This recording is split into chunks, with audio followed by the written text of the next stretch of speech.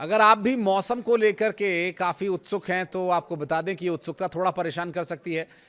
अगर आसमान में उबड़ते बादलों को देख कर के आपके दिल में भी गर्मी से राहत पाने की उम्मीद जागी है, तो इस उम्मीद को थोड़ा आपको कम करना होगा क्योंकि ये एक सिर्फ फौरी राहत है। जहाँ जिस तरह की परिस्थितियाँ, जिस तरह का मौसम बन रहा है, आईएमडी के पूर्वानुमान के अनुसार ये मौसम थोड़ा परेशान भी कर सकता है।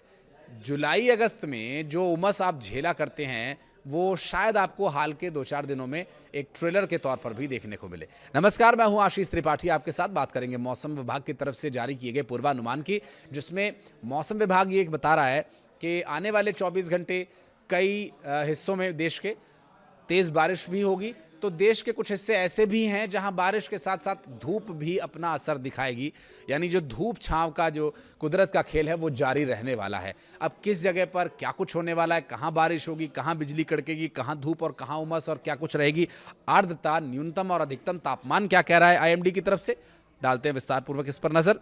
मौसम विभाग के पूर्वानुमान के अनुसार राजधानी दिल्ली की बात करें तो मौसम का मिजाज बदला हुआ नजर आ ही रहा है। बीते 24 घंटों से लेकर आने वाले 24 घंटों में इसमें और भी कुछ बदलाव हो सकते हैं, क्योंकि न्यूनतम और अधिकतम तापमान दोनों ही में गिरावट देखी गई है। आंकड़े आगे आपको बताएंगे। और जिस तरह से बीते रोज़ का मौसम रहा, कभी बादल, कभी धूप, कभी तेज़ हवा, तो उसकी वजह से ये टेम्परेचर फ्लक्चुएशन देखने को मिली। और बीते रोज़ जो न्यूनतम तापमान था वो 2 डिग्री अधिक था। पहले 28 था न्यूनतम तापमान, अब वो 30 डिग्री तक पहुंच गया, जबकि जो ये 22 डिग्री के आसपास न्यूनतम तापमान बुधवार को भी देखने को मिला था। तो इससे आप अंदाज़ा लगा सकते हैं कि न्यूनतम तापमान जो है फ्लक्चुएट कर रहा है और ये फ्लक्चुएशन आगे भी जारी रहने वाली है।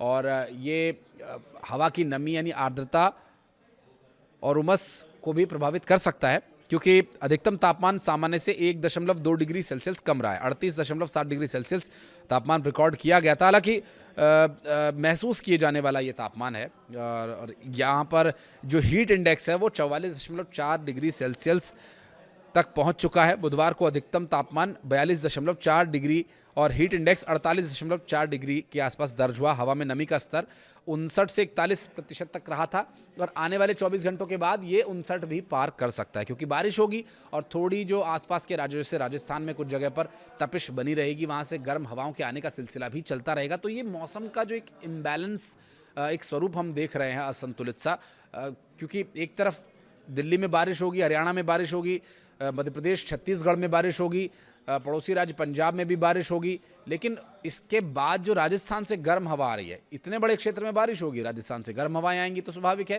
कि राजधानी दिल्ली और आसपास के इलाकों में उमस भी परेशान कर सकती है। और हवाओं की गति की बात करें तो 40 से 50, 50 से 60 किलोमीटर प्रति घंटे की रफ्तार से हवाएं चलने का अनुमान है। और दिल्ली एनसीआर का जो मौसम है बीते रोज़ कैसा रहा उसका तो ये एक अंदाज़ा आंकड़ों के लिहाज से हमने आपको जानकारी दी, लेकिन आने वाले दिन और आज के दिन ये कैसा रहने वाला है इस पर भी अगर नज़र डालें तो बिजली चमकने की संभावना है, तेज़ गति से हवाएं चलने की संभावना है, जिसकी गति 60 किलोमीटर प्रति घंटा की रफ्तार रहने की संभावना है। और साथ साथ जो न्यूनतम तापमान है वो गिरेगा, यानी जो सुबह 5 बजे दर्ज किए जाने वाला तापमान है उसमें काफ़ी गिरावट देखने को मिलने वाली है। गर्जना वाले बादल बनेंगे बिजली चमकने की वजह से और तेज़ हवाओं के चलने की वजह से भी मौसम में असर बदलाव का देखने को मिलेगा। अधिकतम और न्यूनतम तापमान 35 से 24 के बीच रहने वाला है। तो 35 डिग्री सेल्सियस तापमान अधिकतम और 24 डिग्री सेल्सियस तापमान न्यूनतम रहने की संभावना है। तो लगभग 9 से 10 डिग्री का जो ये अंतर है ये आपके स्वास्थ्य पर भी बुरा असर डाल सकता है। तो कोशिश करें कि फ्लक्चुएट होने वाले इस टेम्परेचर से बचें और कुछ आप जो एक्सपर्ट्स इसके लिए सलाह देते हैं उन कदमों को उठाएं।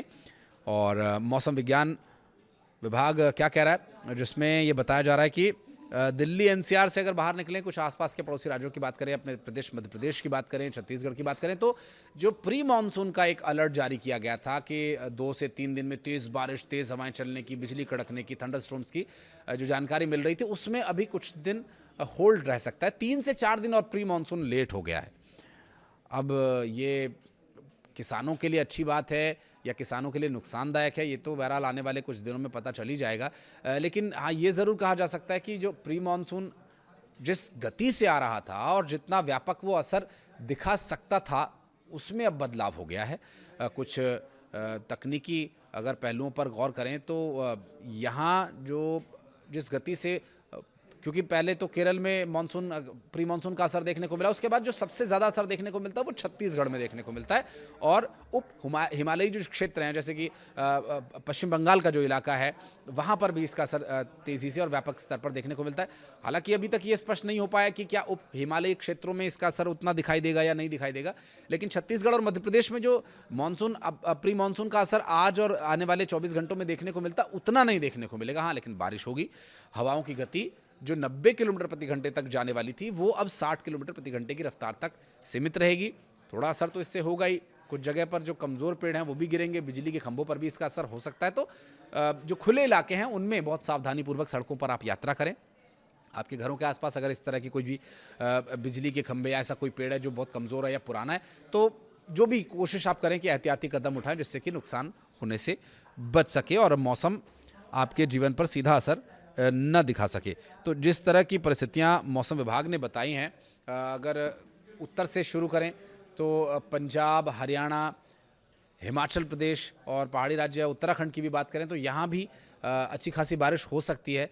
प्री मानसून का इसे असर कहें या फिर जो मानसून के आने की एक दस्तक के तौर पर इसे देखा जाए तो चारधाम यात्रा भी इससे ज़रूर प्रभावित हो सकती है, क्योंकि यात्रा पर निकले हुए यात्री बारिश की वजह से उन्हें कहीं ना कहीं पड़ाव लेना पड़ेगा। क्योंकि जब उत्तराखंड में बारिश होती है तो उसके बाद एक सबसे बड़ी जो गंभीर विकट समस्या हो जाती है वो लैंडस्लाइड की, पत्थरों के गिरने की।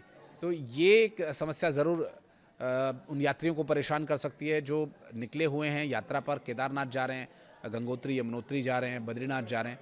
तो ये समस्या ज़रूर रहेगी। केदारनाथ और बद्रीनाथ ये दो ऐसे प्रमुख आस्था के केंद्र हैं जहाँ की यात्रा के मार्ग में कई ऐसे सेंसिटिव जोन्स हैं जहाँ पर लैंडस्लाइड होता ही होता है और वो हर साल का काम है। और बारिश होने के बाद तो ये बहुत ही स्वाभाविक हो जाता है, रास्ते बंद हो जाते हैं। तो इसलिए भी आप थोड़ा सा सावधान होकर के चलिए। मध्य भारत की बात करें तो मध्य प्रदेश, छत्तीसगढ़ का हमने आपको हाल बताया कि क्या कुछ रहने वाला है। चूँकि प्री मानसून थोड़ा देरी से आ रहा है, लेकिन फिर भी बारिश और तेज़ हवाएं और थंडरस्टॉर्म के लिए एडवाइजरी मौसम विभाग की तरफ से जारी की गई है। तो वहीं थोड़ा और पूर्व की तरफ चलें तो उप हिमालयी क्षेत्र पश्चिम बंगाल में भी इसका असर अभी बना रहेगा। हवाओं की गति अलग अलग राज्यों में अलग अलग नहीं है, लगभग एक सी है। कहीं पर 60 किलोमीटर प्रति घंटा तो कहीं पर 60 से 70 के बीच में इसकी गति मापी गई है, जिसका पूर्वानुमान मौसम विभाग की तरफ से जारी किया गया है। राजस्थान यहाँ पर एक बहुत ही महत्वपूर्ण विषय इसलिए हो जाता है क्योंकि राजस्थान के कुछ ज़िले बारिश में भीगेंगे तो कुछ ज़िले लू और तपिश के असर को झेलने को मजबूर रहेंगे। जहाँ दिल्ली और आसपास के क्षेत्र में जो उमस बनेगी राजस्थान के उन्हीं तपिश वाले इलाकों से आने वाली हवाओं की वजह से बन सकती है। लेकिन ये 2 ही 3 दिन असर दिखा सकता है क्योंकि फिर प्री मानसून का असर दिल्ली एनसीआर तक भी पड़ने वाला है। मौसम विभाग की तरफ से जारी किए गए इन आंकड़ों को और मौसम विभाग की तरफ से जारी की इन चेतावनियों को आप ध्यान में रख करके अपनी आगे की कोई भी यात्रा या अपने रोजमर्रा के काम को प्लान कर सकते हैं। कुछ कहना चाहें तो कमेंट सेक्शन में बताइएगा। वीडियो को यहाँ तक देखने के लिए बहुत बहुत धन्यवाद।